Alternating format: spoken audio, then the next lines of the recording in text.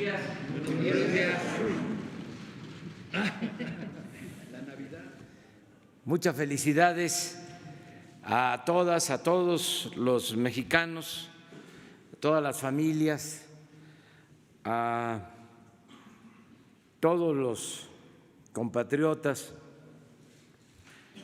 que este día por la noche pues sea un día de amor, de conciliación, de encuentro, de reconciliación, que sea pues algo bello, de alegría, de felicidad. A todos les deseamos eso, que sea también un día para la solidaridad, la fraternidad con los que sufren, con los enfermos, con los familiares que están padeciendo por la pérdida de sus familiares cercanos, por los que están enfermos, desaparecidos, los humildes, los pobres, los que están en situación de abandono, niñas, niños, mujeres, huérfanos, a todos nuestra solidaridad, nuestro abrazo fraterno y pues que se pase bien el día de hoy, la noche de hoy. Nosotros vamos a procurar seguir trabajando para garantizar la felicidad del pueblo. Esa es la función principal del gobierno, que se logre la felicidad. A veces no es posible, duele mucho cuando hay desgracias, cuando hay pérdidas de vidas, cuando hay tristeza, pero bueno, no dejar de luchar por la felicidad de todos los mexicanos. Quedamos en ver algunas cosas para hoy, quedamos en ver, no sé si tienen la información sobre las concesiones. Sí.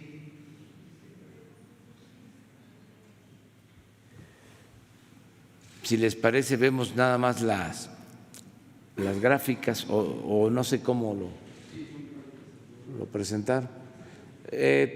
Esto tiene que ver con la nueva política de protección del medio ambiente. Les decía yo que se optó por no permitir las semillas de maíz transgénico. Se decidió también no explotar hidrocarburos con el método del fracking. Se está cuidando el manejo racional del uso del agua.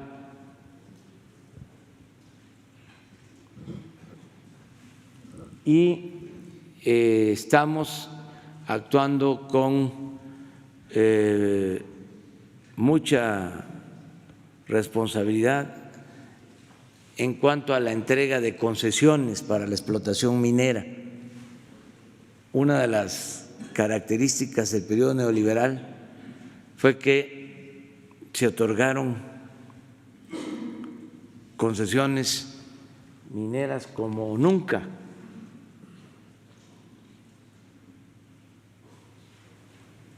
Este es el número de concesiones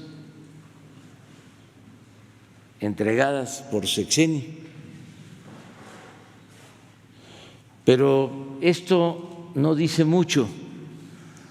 Lo que dice más es la superficie.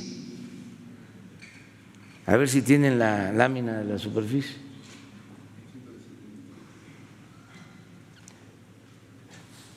Debemos de partir que nuestro territorio tiene 200 millones de hectáreas. 200 millones de hectáreas.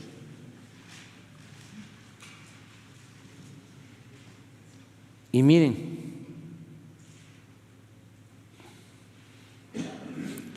solo en un sexenio 35.5 millones de hectáreas.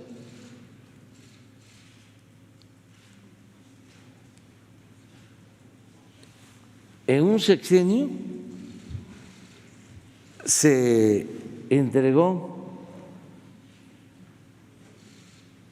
todo lo que se enajenó de suelo patrio durante el Porfiriato, que fueron como 30 millones de hectáreas, mediante las compañías deslindadoras.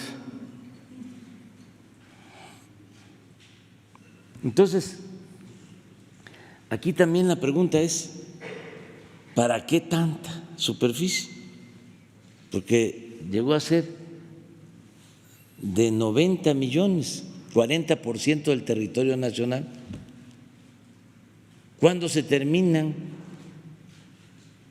de explorar y de explotar tanta superficie? Hay bastante, en este caso, de especulación, de tener los títulos de concesión para especular en el mercado financiero.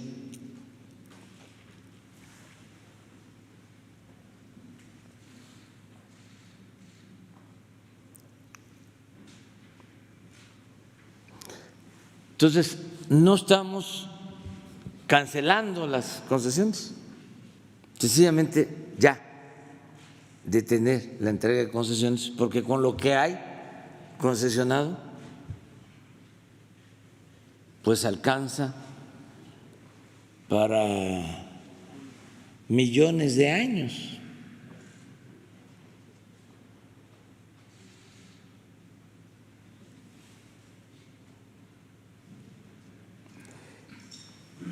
¿Qué sucedía también?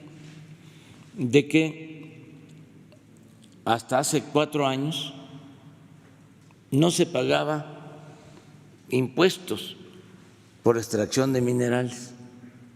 Desde el gobierno de Salinas se canceló el pago de impuestos por la extracción de minerales y hace 4 años se estableció el pago de impuestos por la extracción de minerales y también por mantener las concesiones. Se usaba como práctica la condonación de los impuestos al final y por eso se mantenían las concesiones. ¿Qué ha pasado en este año? Pues han regresado muchas concesiones, porque como ya no hay condonación de impuestos,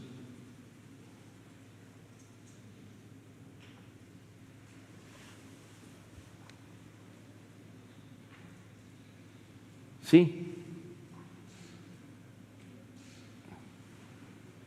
Entonces, informar sobre esto, aclarando que no se trata de cancelar ninguna concesión,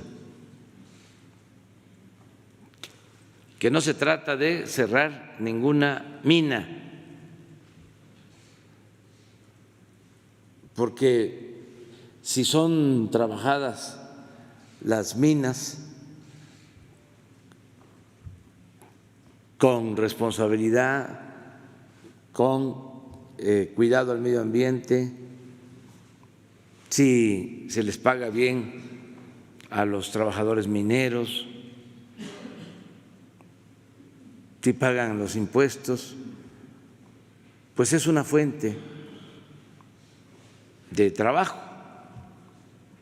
No se puede decir ya no va a haber minería en el país, se cancela toda la actividad minera,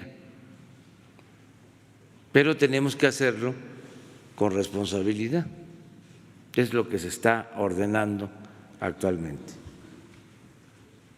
Bueno, quedó pendiente Sheila, Leticia, del Imparcial, la crónica La Frontera, Luis Méndez Pérez, Urbano Barrera, Luis de Notimex, Urbano Barrera de Ovaciones y José del Carmen Hernández Ramírez de Es Cuanto. ¿Sí? Quedan los 4. Vamos a empezar. Gracias, presidente. Buenos días, Shaila Rosagel, de Grupo Gili. Presidente, ¿cuál es el balance en el tema de la descentralización, ya que es uno de los 11 compromisos que está en proceso de cumplirse? ¿Cuáles han sido, digamos, las principales trabas que ha tenido o dificultades para darse la descentralización de las secretarías? ¿Y para cuándo considera usted que van a estar las dependencias, todas las dependencias en los estados? Sería mi primera pregunta. Sí, nos ha llevado tiempo, vamos muy lentos en el propósito de descentralizar el gobierno federal, pero se va a cumplir ese compromiso. Se está avanzando en todo lo relacionado con el sector energético. Básicamente la Secretaría de Energía ya está operando en Tabasco, pero no así Pemex, que tiene que trasladarse a Ciudad del Carmen, Campeche, y la Comisión Federal de Electricidad a Tuxtla Gutiérrez. Cultura, que también está ya trabajando en Tlaxcala, ¿sí? No completa la Secretaría. Esto va a irse dando poco a poco, pero vamos muy atrasados. Turismo, ya hay oficinas en Chetumal, en Quintana Roo, pero nos falta. Como fue el inicio del gobierno, pues hacía falta establecer los programas, pero ya los tenemos establecidos, ya se tienen que ir las secretarías. Desde luego, tiene que ser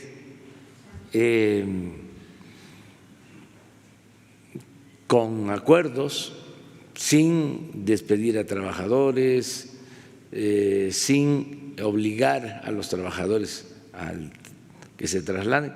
Básicamente,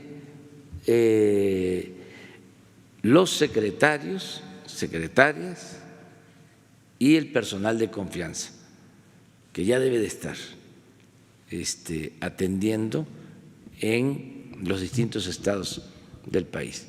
Qué bien que recuerdas eso, porque ese es un compromiso pendiente. No hemos podido avanzar, pero vamos a seguir insistiendo. ¿Tiene alguna fecha, presidente? ¿Será el año que entra o va a tardar más? Pues yo pienso que ya el año próximo, a finales, ya vamos a tener mucho avance. Podría decir que más de la mitad de las secretarías. Gracias, presidente. En una segunda pregunta sobre el río Sonora, ayer se nos informó que el río Sonora aún no ha sido remediado por el derrame de los 40,000 metros cúbicos de agosto de 2014 y pues que hay varios contaminantes en el río que pueden afectar a la salud. El secretario Toledo anunció en su visita a Hermosillo que habrá un foro científico allá en Sonora. Yo le quiero preguntar si usted sabe qué científicos se van a convocar a este foro, si habrá científicos del extranjero especializados en el tema de contaminación del agua, de dónde van a ser los científicos, si tiene información. Y sobre el hospital, nada más precisar, ayer el secretario de Salud dijo que lo que hay en obra negra del UVEAS no estaba pensado para un hospital. Solamente precisar si se va a construir de cero un nuevo hospital, si será en ese mismo terreno, ¿qué es lo que le han comentado? Gracias. Ya ayer se informó sobre esto. Nosotros nos hacemos responsable de darle atención a este caso, tomando en cuenta primero la salud, cuidar la salud de las personas. Se están haciendo ya análisis sobre la calidad del agua. Esto lo está haciendo la Secretaría de Salud. Ayer se informó, también se autoriza que se rehabilite, que se contrate personal, que se mejore la atención en el hospital de Ures. Y van a haber estos encuentros y desde luego es con la participación de todos los académicos. Víctor Manuel Toledo habló de la importancia de que participen académicos, científicos, van a estar convocados. Ya hay un plan para eso y nosotros nos hacemos cargo y vamos a estar evaluando aquí periódicamente sobre el avance. Solo lo del hospital, el hospital, el centro comunitario es un, digamos, como algo pequeño, como 2 consultorios, y está el otro que está en obra negra, donde sería el UVEAS. ¿Se va a rehabilitar ese o qué No, plan? el mismo hospital actual, que no tiene ahora médicos, está abandonado, se va a rehabilitar, se va a ampliar, se va a mejorar con equipo y personal. La instalación que se decía que había entregado el Grupo México para un hospital no fue así, no está hecha esa instalación en lo que lleva de construcción para hacer un hospital y se había entregado a la Guardia Nacional, ya se devolvió a la empresa, o sea, no se va a usar ese espacio. Muy bien, entonces vamos con Luis de Notimex. Gracias. Presidente, buenos días. Luis Méndez de Notimex. Yo le tengo 2 preguntas, presidente. La primera es: el domingo, cuando usted regresaba de Colima, una joven se le acercó y le expuso el asesinato de su padre, el coronel Fluviel González, que fue asesinado en Acapulco. Usted le prometió que pues revisaría su caso. Si tiene algún tipo de información respecto a este asesinato del coronel, por favor. Sí, pues fue una situación muy lamentable. Un coronel del ejército, médico, retirado, que trabajaba en el Seguro Social, fue asaltado en Acapulco. Tengo la información que se defendió y lo asesinaron. Y pues fue muy fuerte para mí porque me encontré a su hija en el aeropuerto, que ella iba con su mamá a Acapulco, son de Tabasco, y además de consolarla y de expresarle mi pésame, le dije que iba yo a ver que se le ayudara. La Secretaría de la Defensa tiene un programa de apoyo a víctimas de violencia, a los soldados oficiales, y hablé ayer mismo con el general Sandoval y ya se les ayudó, se les trasladó el cuerpo a Tabasco en un avión de la Secretaría de la Defensa y se les está apoyando en todo lo que se puede. Eso es lo que puedo comentar. Hoy me informó el general secretario sobre esta situación. Presidente, la segunda pregunta que le quisiera hacer es, ¿cuál es el reporte que tiene usted respecto al acecho que hay en la Embajada Mexicana en Bolivia? ¿Cuál es el reporte que le da la Secretaría de Relaciones Exteriores? Si se garantiza la vida y seguridad de los ciudadanos y del personal diplomático. Bueno, había esta situación que era violatoria pues, al derecho internacional, al derecho de asilo, a las convenciones que hay para proteger al personal de la embajada y a quienes habitan en las embajadas. Hay todo un protocolo, había demasiada seguridad.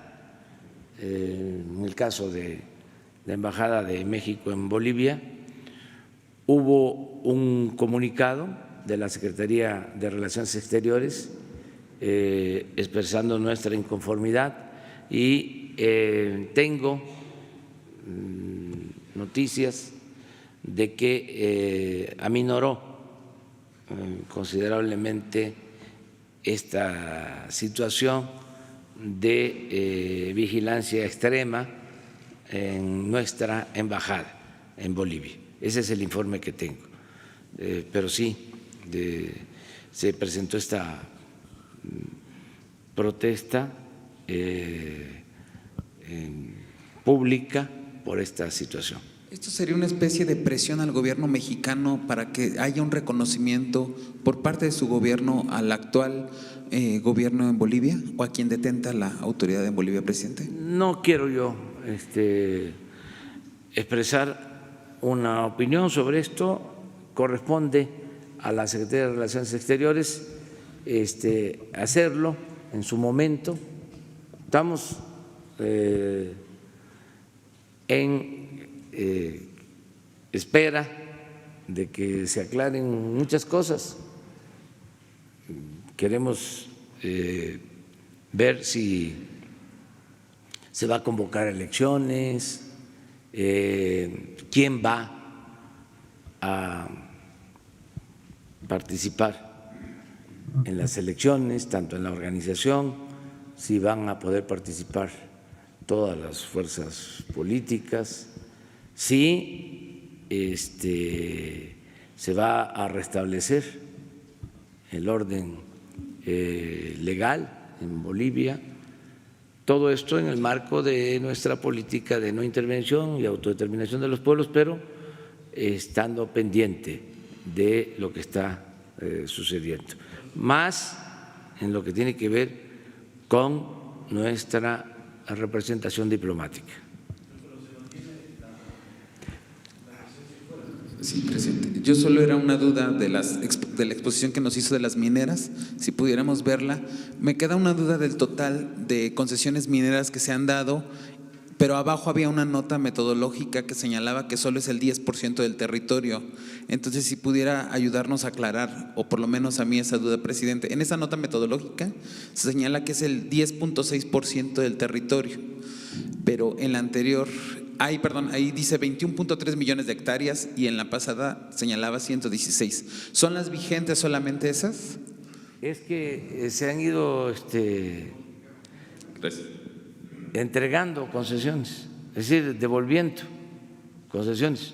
Una cosa son las autorizadas, las entregadas, y otras son las que en realidad existen. Así es, ¿no? Sí, los vigentes son 21 millones. Vigentes, pero el otorgamiento… Son 117 millones. Sí. 21 millones son las que están actualmente siendo explotadas. Es.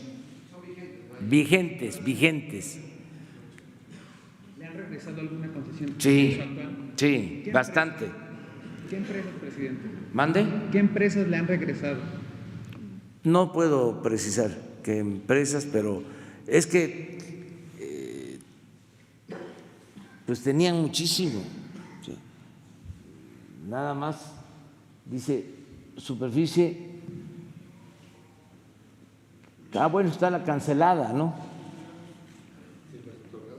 Sí, 117. Sí, esto es lo otorgado por sexenio.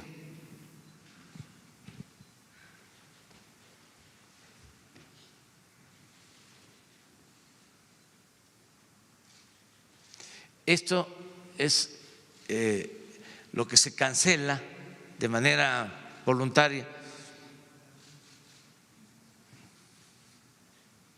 Y esto es lo vigente, 21 millones, que es el 10% del territorio nacional, por eso se habla de 10.6, pero el otorgamiento llegó a ser en la suma de más del 50% del territorio. Muchos ejidatarios, comuneros,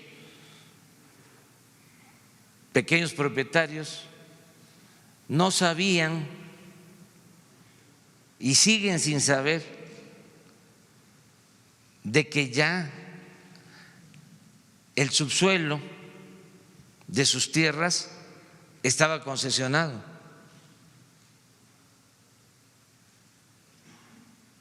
En Sonora, la mitad del territorio.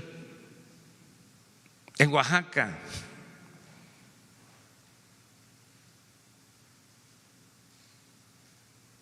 fue una fiebre de concesiones mineras. Es como la fiebre de baldíos que se llevó a cabo durante el Porfiriato. En ese entonces, los terrenos baldíos o nacionales se entregaron, se crearon empresas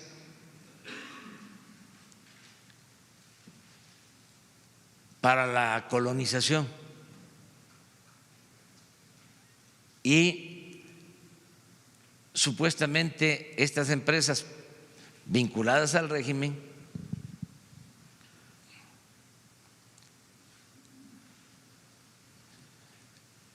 medían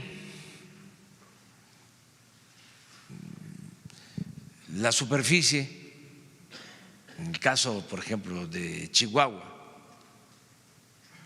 ¿sí?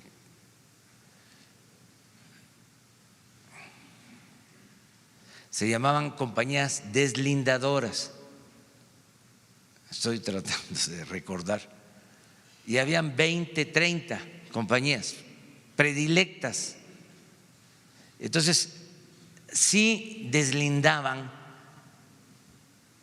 1 millón de hectáreas, se quedaban con la tercera parte de lo deslindado. Si era 1 millón, se quedaban con 333,000 hectáreas como pago. Entonces, el resto podía venderlo el gobierno. ¿A qué precio?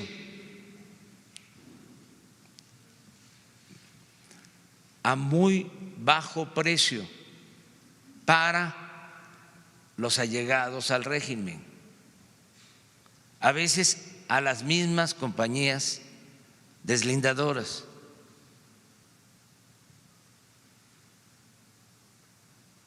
un potentado político y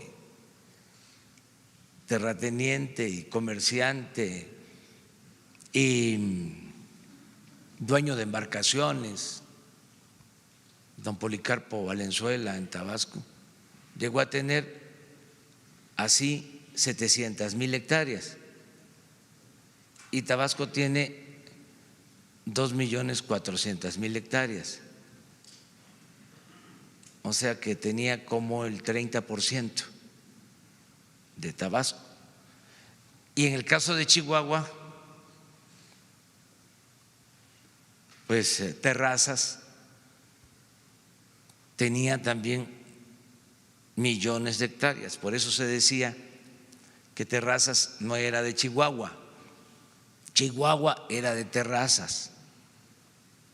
Y estamos hablando de el estado más grande de México en territorio.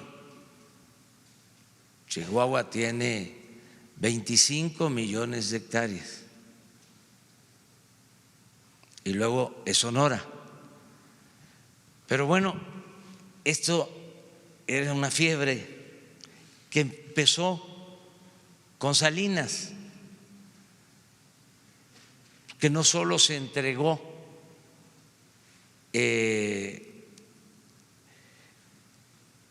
la superficie susceptible de explotación minera, sino fue cuando se entrega, por ejemplo, la mina de Cananea,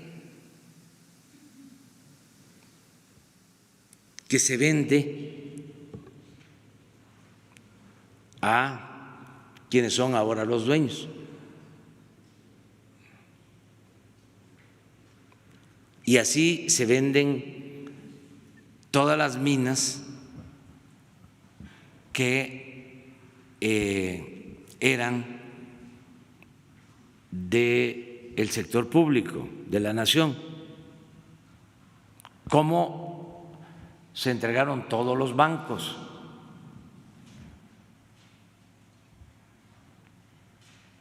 Y ya toda la historia que sabemos, cómo se entregaron los ferrocarriles, que fue muy triste lo de los ferrocarriles, porque imagínense, se empezaron a construir los ferrocarriles desde la época del presidente Juárez. El primer ferrocarril que se inauguró fue el de la Ciudad de México a Veracruz, 600 kilómetros, lo inauguró el presidente Sebastián Lerdo de Tejada. Y luego, con Porfirio Díaz, se hicieron más de 20,000 kilómetros de vías férreas, se comunicó todo el país, se dieron concesiones para que empresas extranjeras construyeran los ferrocarriles. Había un estímulo de parte del gobierno para las compañías que construían ferrocarriles, se llamaba subvención. Por cada kilómetro que construían, el gobierno les daba un porcentaje de apoyo, un subsidio. Entonces, por eso pues se comunicó todo el país, 20,000 kilómetros, imagínense, de vías férreas.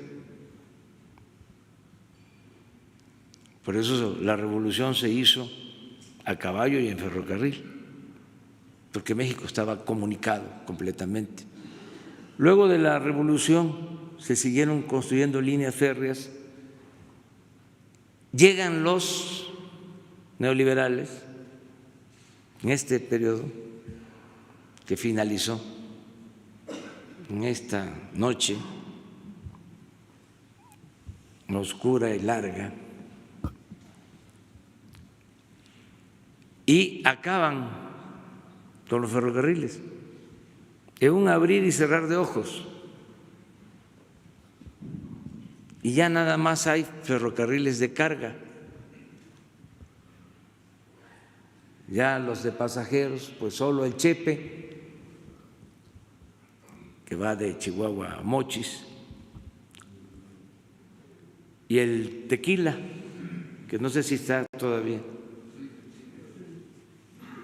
turístico. Aprovecho para recomendar el viaje en el Chepe para los que tengan posibilidad de hacerlo, porque es extraordinario ese recorrido por las barrancas de Chihuahua, la barranca de Cobre, y por la sierra. Pero eso es lo único que quedó. Nunca en la historia de México se había llevado a cabo un saqueo como el que se consumó en 36 años del periodo neoliberal. Y decían que todo esto nos iba a traer beneficios. Y no fue así. En este periodo, además de la pobreza y de la corrupción, se desató la inseguridad y la violencia, que fue lo más dramático, lo más doloroso de todo. Entonces, por eso ya no queremos la misma política económica. Y no es un asunto ideológico, o no solo es un asunto ideológico o político, es de juicio práctico. No funcionó. Por eso hablamos de que neoliberalismo es neoporfirismo, porque esto ya se aplicó durante el porfiriato y fracasó. Bueno, produjo la revolución. Afortunadamente, los mexicanos decidieron a favor de un cambio y lo estamos logrando de manera pacífica. En otros lugares en donde mantienen la misma política, pues hay una situación de ingobernabilidad. Ayer hablábamos de mucha inconformidad ya con el modelo neoliberal. ¿Qué se tiene que hacer? Optar por otra cosa. Es que esto no puede funcionar y no puede producir paz y tranquilidad, porque significa beneficios solo para una minoría a costa del sufrimiento de la mayoría del pueblo. Eso fue el porfiriato y por eso fracasó.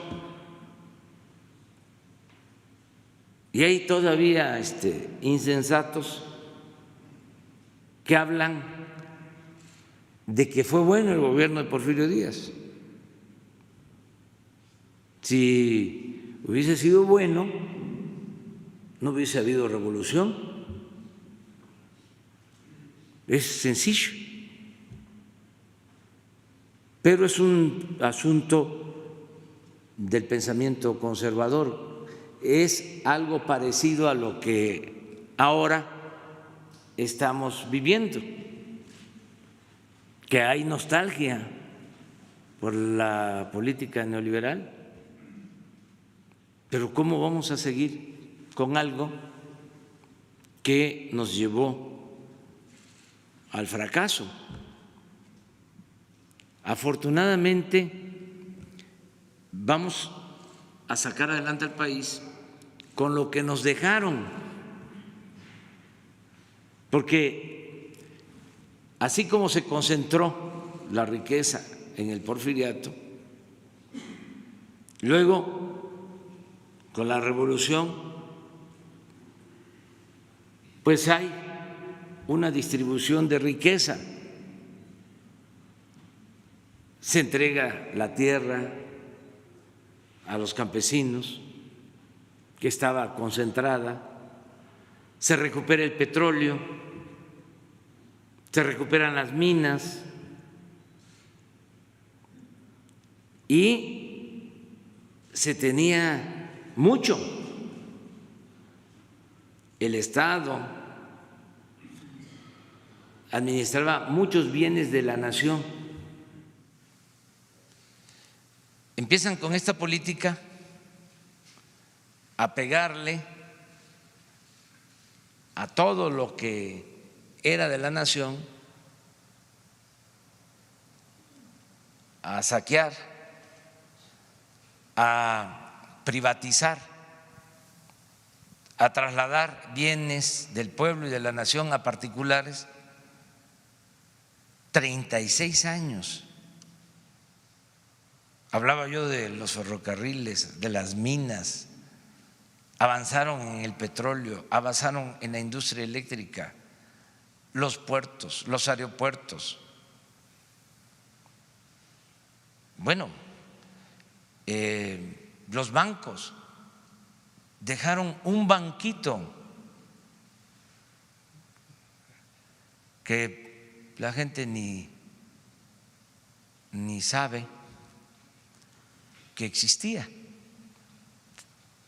Se llamaba Bansefin, fue el único que dejaron,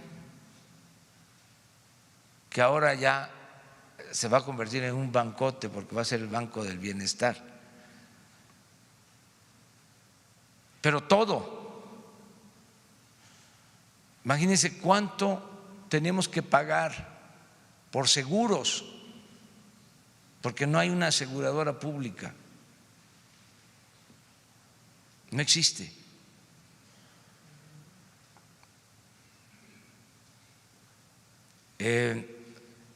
Todo se privatizó.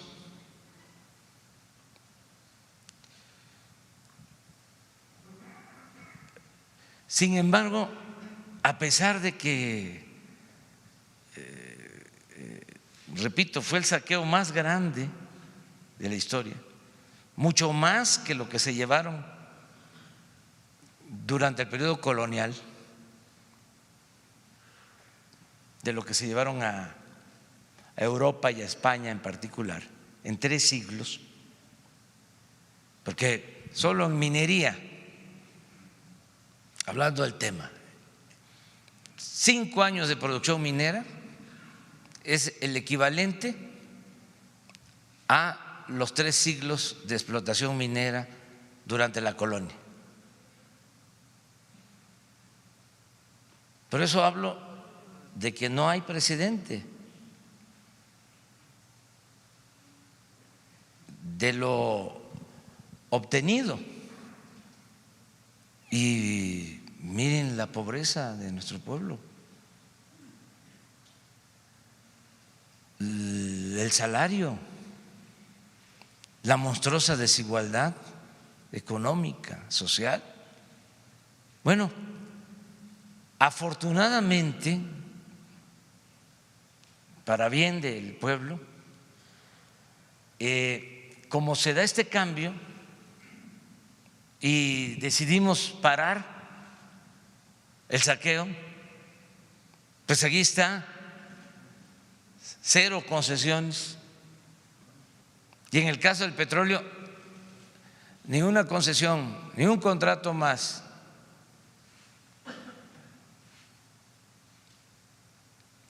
Con lo que nos dejaron, como era tanto, y no alcanzaron a llevárselo todo, con lo que nos dejaron vamos a sacar a México, a nuestro querido país, adelante, y vamos a sacar de la pobreza a nuestro pueblo.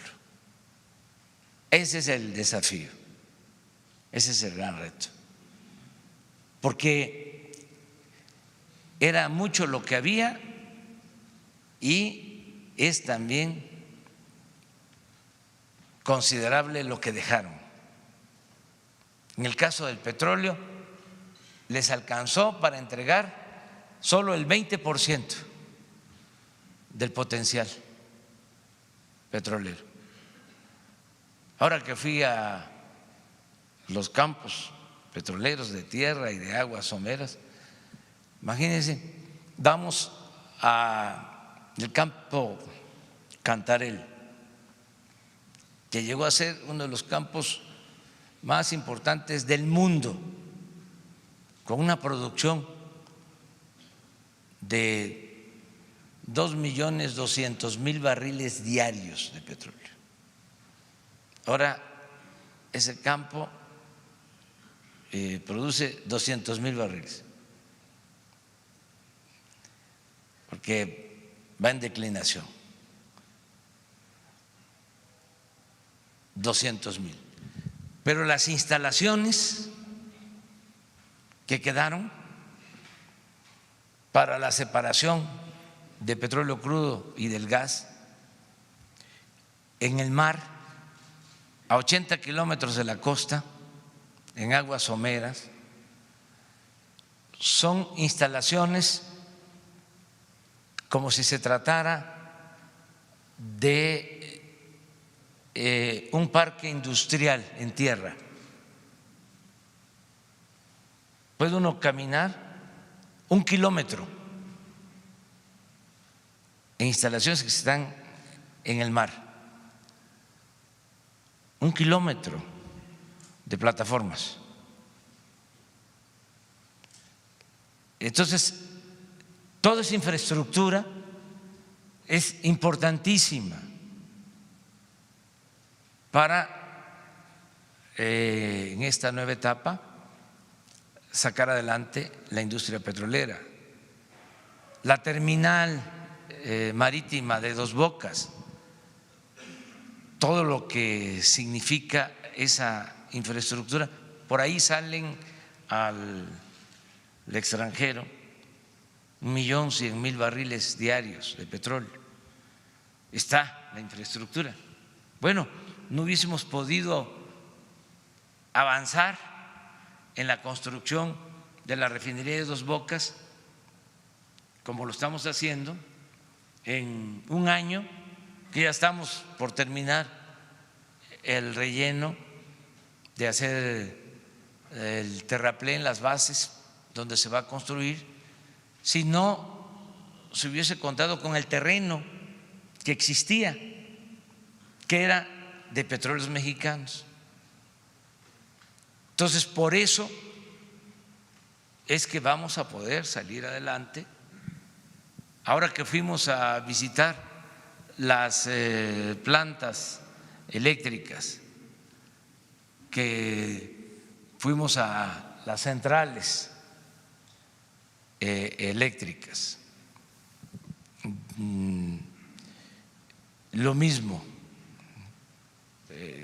se cuenta con terreno, hay gasoductos, el gas es fundamental para la generación de energía eléctrica y además en el caso de la industria petrolera y de la industria eléctrica, el personal, los trabajadores, los técnicos de primer orden, de lo mejor que hay.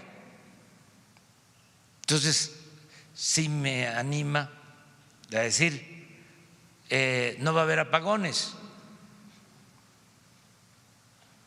no vamos a tener problemas de apagones y no va a aumentar el precio de la luz.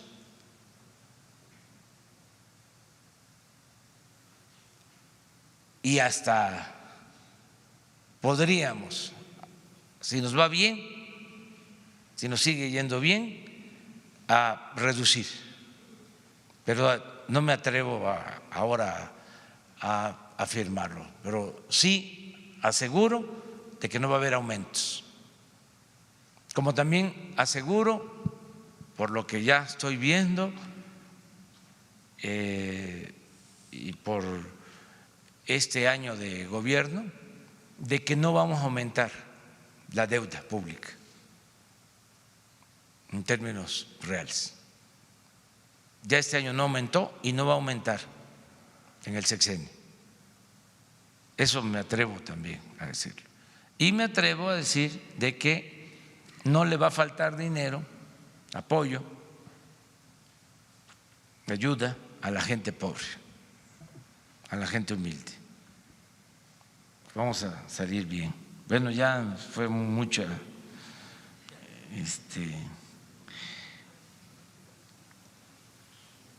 exposición. Urbano Barrera, Ovaciones. Sí, buenos días, señor presidente. Urbano Barrera, Diario Ovaciones. Yo quisiera preguntarle un tema que ya está siendo un poquito añejo y hicimos una pequeña investigación, es acerca del avión presidencial, ¿sí? Usted sabe que ya se cumplió un año, ya vamos para el mes 13, que se están pagando $60,000 de interés mensual, algo así como 419 millones al año. Y después de que hicimos una investigación, nos llamó mucho la atención lo que dijo aquí el ingeniero Slim el día 27 de agosto, cuando se concretó lo de la negociación de los gasoductos, y después lo repitió el 18 de noviembre, cuando se le entregó el premio nacional. En 15 palabras, él dice, cito: México es un país donde se puede tener tasas de 8% en CETES. A mí me llamó mucho la atención esa declaración, porque después ya vimos que era una clase de economía. Esto lo respaldó el 5 de diciembre, el pasado 5 de diciembre, el ingeniero Alfonso Romo, y también dice: México es un paraíso visto desde fuera. Entonces, con estas declaraciones nos pusimos a investigar y encontramos que el pueblo, como usted dice, entendido quien tiene pocos ingresos, quien tiene más ingresos, está adquiriendo CETES directos vía Nacional Financiera, la Secretaría de Hacienda, CETES directos que cuestan, usted sabe, un CETE cuesta 10 pesos y se venden paquetitos de 10 CETES en 100 pesos, o sea que el pueblo puede empezar a invertir de manera horizontal desde 100 pesos, ¿no? Lo pueden hacer hasta los menores, los niños, los estudiantes y todo.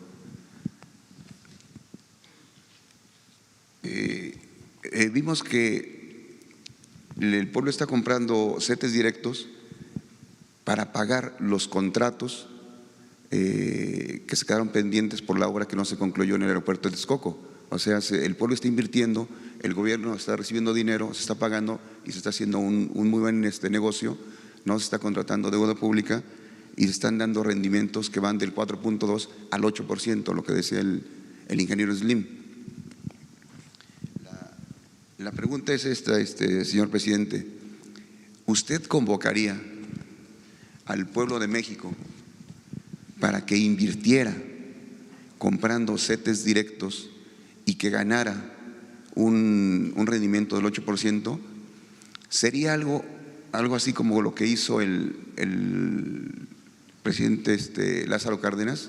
Si usted se recuerda, en el libro de Las raíces del nacionalismo petrolero de Lorenzo Meyer, donde el presidente Lázaro Cárdenas, el general Lázaro Cárdenas del Río, convoca por la ley del 18 de marzo a que el pueblo lo ayude. Usted ha dicho que el pueblo siempre ha salido en su defensa.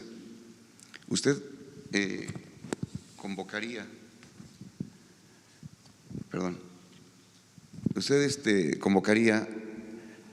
al pueblo de México a que empiece a invertir en un bono especial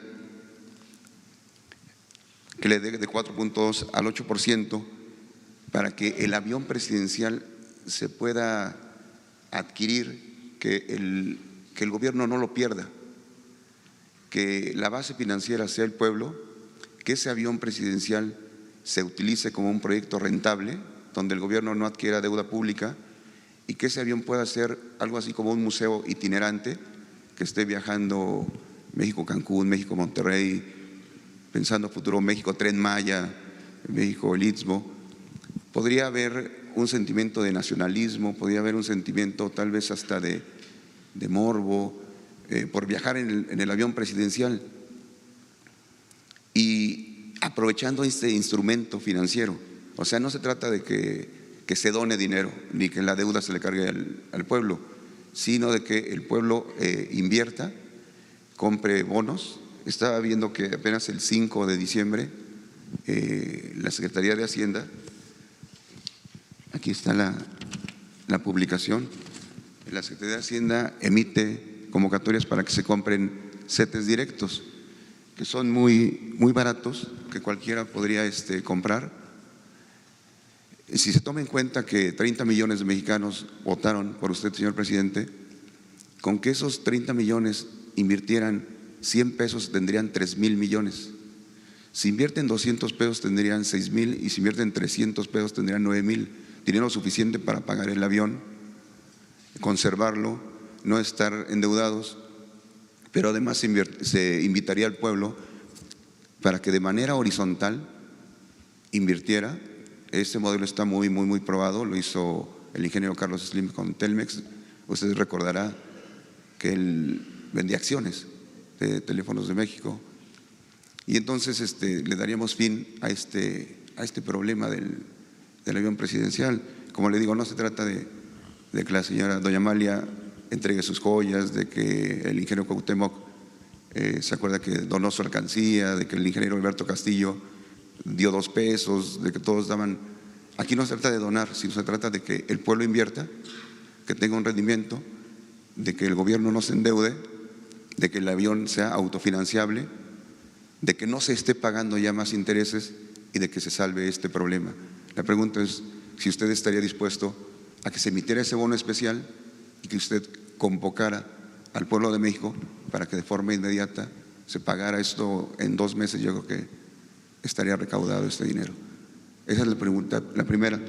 La segunda es muy rápida. Hay una tradición de que a fin de año se indulta a reos. ¿Usted tiene pensado para este fin de año lanzar un primer paquete de indultos de personas que pudieran quedar en libertad de aquí al 31 de diciembre? Gracias, señor presidente. Sí. Mire, se está vendiendo el avión presidencial y 72 aeronaves y se está haciendo con el acompañamiento de la ONU para que sea totalmente transparente.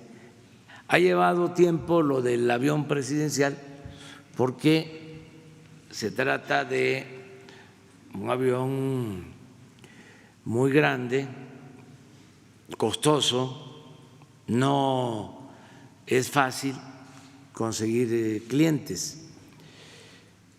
Estamos hablando de un avión especial que hizo la Boeing, se adaptó para 80 pasajeros, cuando un avión comercial con esas características pueden trasladar a 240 pasajeros. Es un avión muy grande que se debe de usar para viajes largos, viajes de en promedio 5 horas. Estuvo mal en todo sentido la compra de ese avión, porque no era recomendable volar ese avión en distancias cortas. Imagínense el gasto de levantar un avión para ir pues a Mérida o para ir a Oaxaca.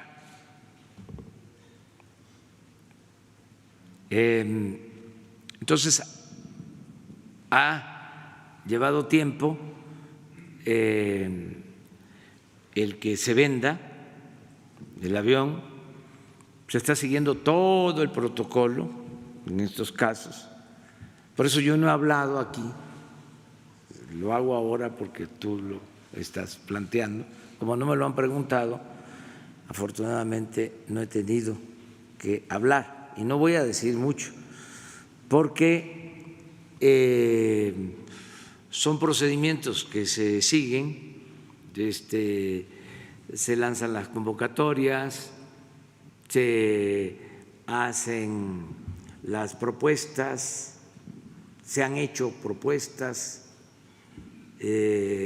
hay posibles compradores, se somete el avión a una revisión minuciosa por completo. Entonces, en ese proceso está. Lo cierto es que era innecesario la compra de ese avión. Además de ostentoso,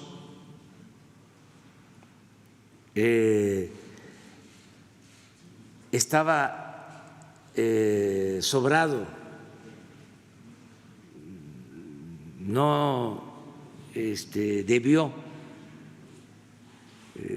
gastarse en eso, pero se sentían como faraones, pequeños faraones.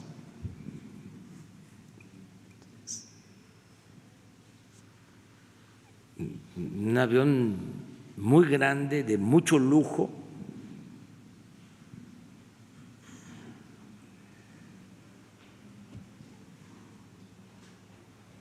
que no debió comprarse.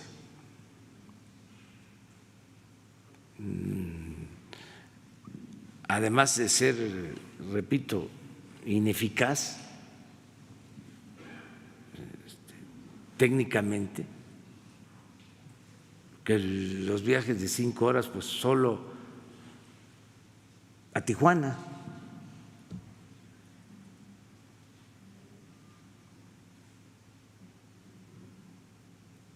Y sin embargo se usó en viajes cortos, muchos viajes cortos. Además, ofensivo. ¿Cómo se va a tener un avión así? ¿En qué cabeza cabe? Habiendo tanta pobreza. ¿Saben cómo le pusieron al avión? José María Morelos y Pavón.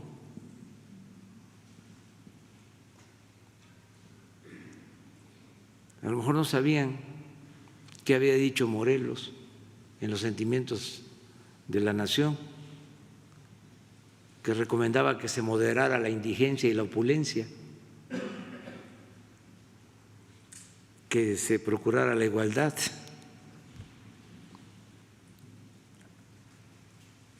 Decía Morelos que se eleve el salario del peón, que se eduque al hijo del campesino, igual que al hijo del más rico hacendado. Decía Morelos que haya tribunales que protejan al débil de los abusos que comete el fuerte. Eso era Morelos. Y así le pusieron al avión. Entonces, claro que nos vamos a deshacer del avión, ¿sí? Y vamos a ahorrar, y no solo ese avión, porque compraron también al mismo tiempo 6 jets de $1,000 millones cada uno, 6 helicópteros igual de $1,000 millones cada uno. Entonces, todo eso, lo que pasa, lleva tiempo, son procesos lentos, y estoy todos los días sobre estos temas. Yo he viajado todo este año por el país, no he tenido ningún problema, afortunadamente, en avión de línea, aviones de línea y en carretera. Y he visitado todas las regiones de México, muchos kilómetros, sin ese tipo de aviones. Los únicos que tienen aviones y helicópteros y están autorizados son los secretarios de Marina y de la Defensa, porque esos tienen que llegar antes que yo, si hay un problema grave. Más les vale que lleguen primero. Pero no contempla convocar en este o en otro problema. No, es que no hace falta. Esa es mi respuesta. Ya el pueblo nos está ayudando mucho. Miren, ¿quién paga más impuestos? El pueblo raso. Inclusive revisen quién paga más impuestos sobre la renta y se van a encontrar que son los trabajadores.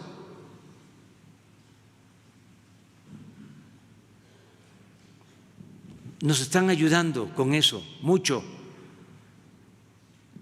Si todos cumplen con su responsabilidad de contribuir y el gobierno maneja con honradez el presupuesto,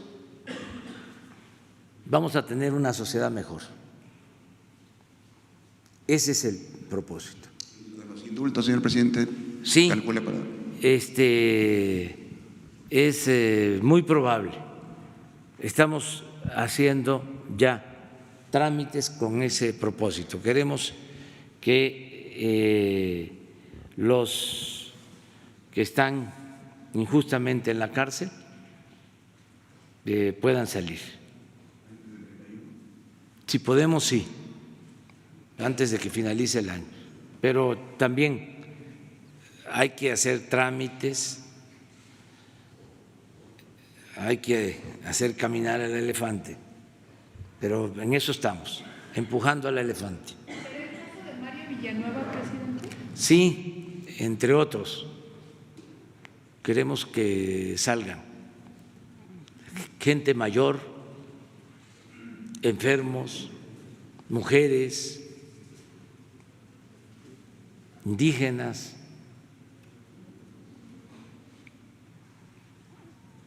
Queremos hacer eso.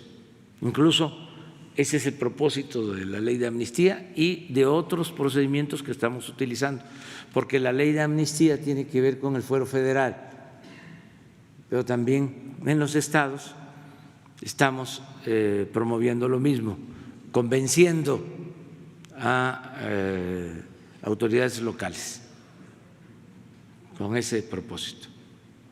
¿El caso de Mario Villanueva es indulto o prisión domiciliaria? Básicamente es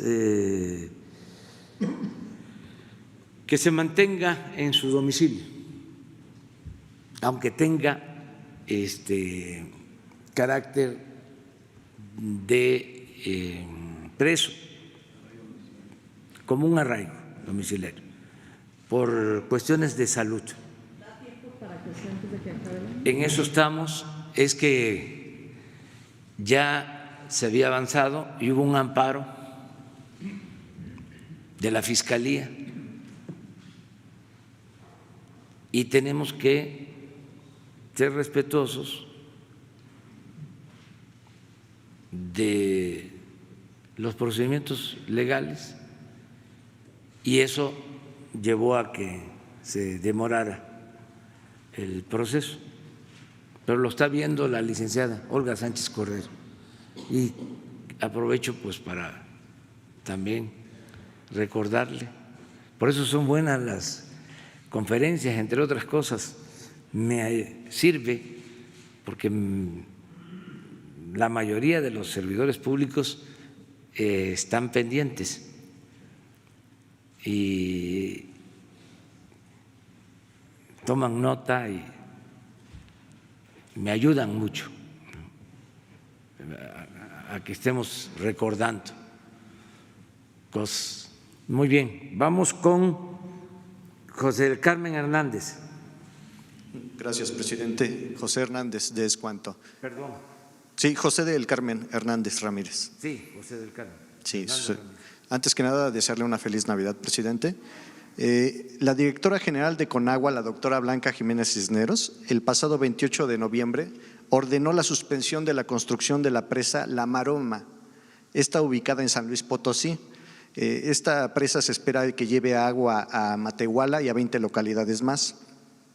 Esta decisión fue tomada por encontrar inconsistencias entre lo construido y lo licitado, ya que no van con los principios del gobierno de la 4T, evitando la simulación. La investigación que realizamos nos indica que son 3 empresas las presuntas responsables de construir esta presa, y son Construcciones y Edificaciones Tangamanga, SADCB, Desarrollo Habitacional, SADCB, Coedesa, SADCB.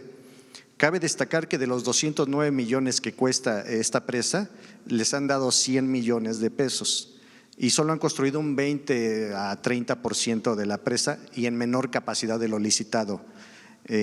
Presidente, ¿qué opina de esta suspensión a la presa y si habrá denuncias a estas empresas, multas, sanción? ¿Y qué plan se tiene para resolver este problema en un futuro? Y enseguida le hago una segunda pregunta.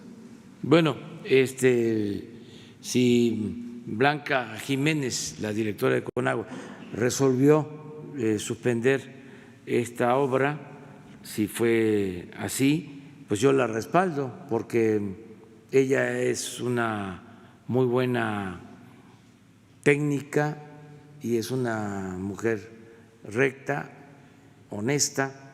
Ayer estuvimos juntos en la inauguración del túnel emisor Oriente. Ella es una servidora pública de primer orden.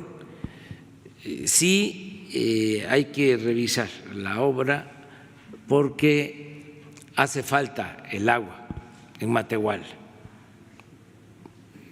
Estoy consciente de eso.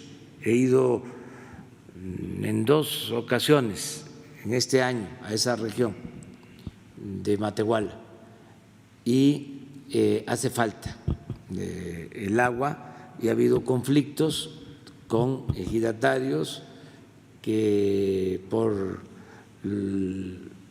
la obtención del agua, básicamente por el acueducto para llevar el agua a Matehuala. Pero vamos a ver de qué se trata y vamos a resolverlo. Gracias, presidente. Mi segunda pregunta es, en su primera conferencia de prensa que ofreció a nuestro país, el expresidente Evo Morales mencionó que sus 2 delitos como presidente y que concluyó en un golpe de Estado fueron el primero ser de origen indígena y el segundo que existen en el mundo grupos que ostentan poder económico, que no aceptan que se saque al pueblo de la pobreza y quieren tener el poder total sobre sus recursos naturales. Presidente, uno de los pilares fundamentales de su Plan Nacional de Desarrollo es la dimensión social y a un poco más de un año de su gobierno le pregunto, ¿cree que todos los gobiernos de América Latina deberían implementar políticas con una dimensión social real y no simulada, sin que esto signifique caer en o alentar populismo, sino todo lo contrario, que la principal función sea erradicar la corrupción? Gracias, presidente. Es cuanto. Muy bien, pues eso es lo que se debe de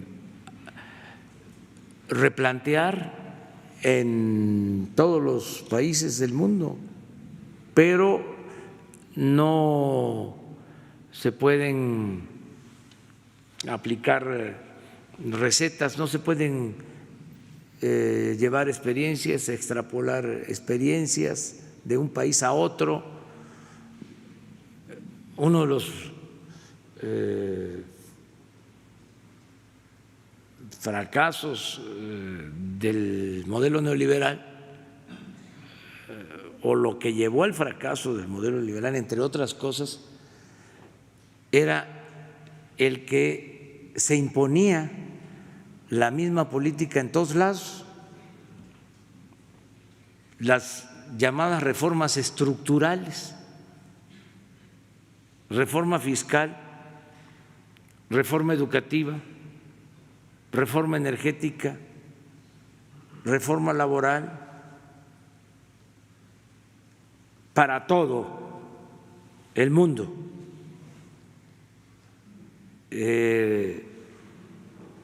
Cuando cada país tiene sus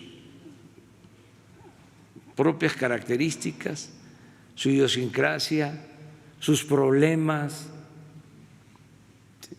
y era la misma receta para todos. Y no solo en el caso de América Latina, sino también para Europa, para Asia, para África. Eso no puede seguir predominando. Cada país tiene que tener su plan de desarrollo. Nosotros llegamos al extremo que en 30 años no se elaboró un plan de desarrollo propio. Se gobernó con recetas enviadas desde el extranjero, las llamadas reformas estructurales, que no eran solo para México, sino para todo el mundo. Reforma fiscal, la reforma energética, la misma política, ¿sí?, a tabla rasa. Entonces, yo creo que una de las cosas que se tienen que revisar, pues es eso, que cada país resuelva de acuerdo a sus problemas, a sus necesidades, y defina su política. Por ejemplo, en el caso de nosotros, reforma energética, reforma fiscal, reforma educativa, reforma laboral. ¿Por qué esa agenda? ¿Por qué no en la agenda nacional? Primero, desterrar la corrupción. ¿Cuál es el principal problema de México? ¿O era? Ese debió estar en el primer lugar de la agenda. Y ya dijimos aquí hace unos días que ni siquiera se mencionaba la palabra corrupción en el discurso oficial. No van a encontrar la palabra corrupción en el discurso oficial en el periodo neoliberal. No hay. Bueno, al grado que durante 25 años, no era delito grave la corrupción y la gente ni siquiera lo sabía, que habían modificado el Código Penal durante el gobierno de Salinas para que no se considerara delito grave la corrupción. Y así estuvimos 25 años. Y era tanta la simulación que hasta se estaba creando,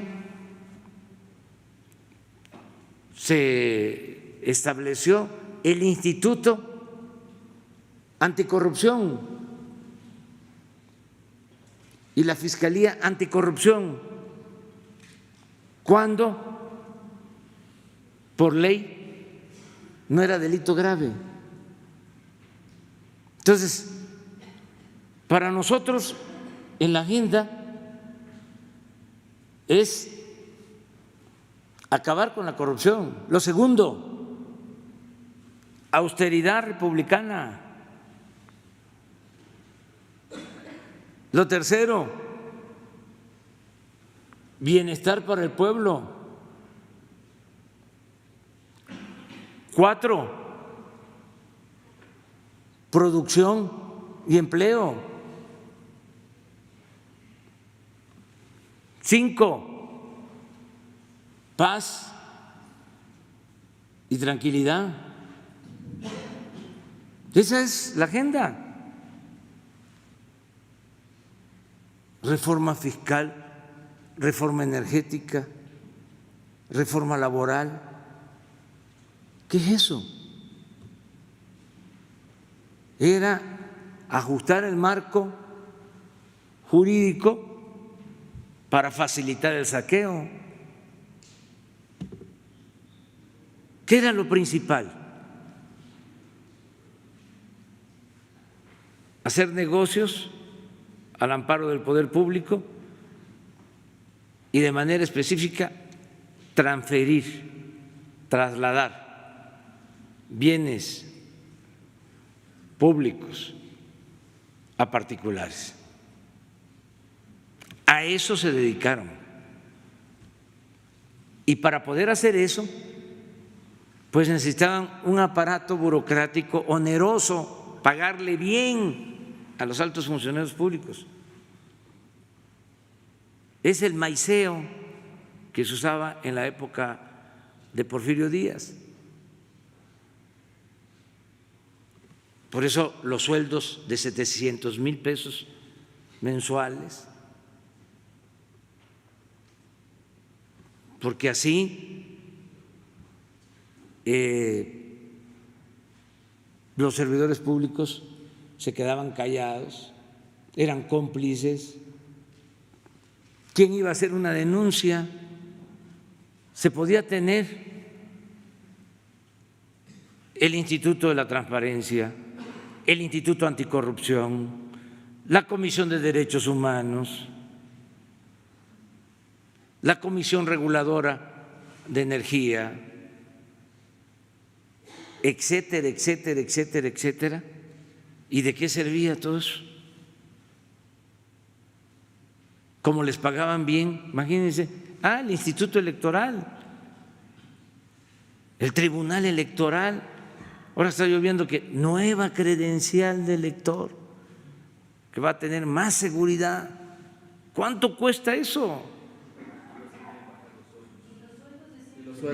Y los sueldos. Entonces, y hubo democracia en el periodo neoliberal. O sea, del 83 a noviembre del año pasado, hubo democracia, no hubieron fraudes. ¿Cuánto costaron el INE y el tribunal? Entonces, era la simulación. Y inclusive una nueva concepción teórica. Se hablaba mucho de las nuevas políticas públicas,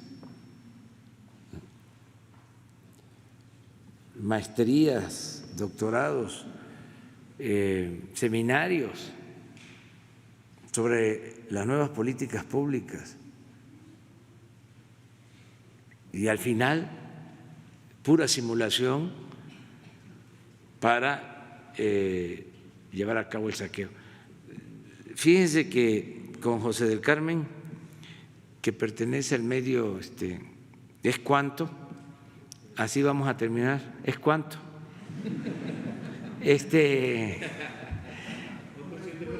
Muchas felicidades a ustedes, En Bolivia, el presidente de la vigilancia por la Embajada de México se ha reducido nada más. Marcelo Luna, si nos puede detallar de qué dependencias fue que se desviaron los 2,000 millones de pesos, fueron casi 3,000 millones de pesos, y nos puede detallar de qué dependencias y en las etapas. Ya Santiago Nieto informó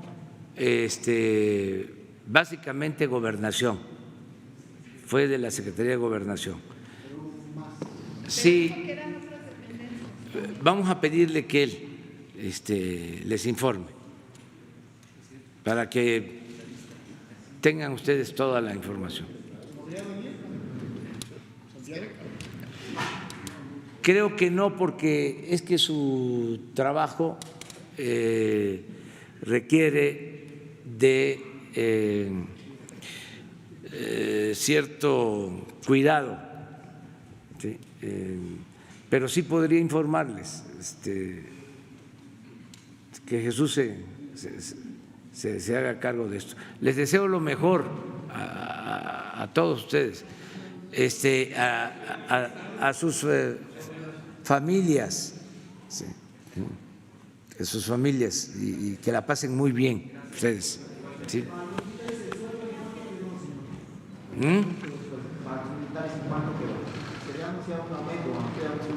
Bueno, hablamos. Mañana no vamos a estar. Es una buena noticia. Es una buena noticia. Nos rayamos. El 26 sí. 26 y 27. ¿Sí? Y hasta ahí. Hasta el año próximo. Lista y no salí. Usted me señaló ayer. El 26 sí se puede. Ok, se lo voy a dejar. Aquí, en la Ciudad de México. Eso, no te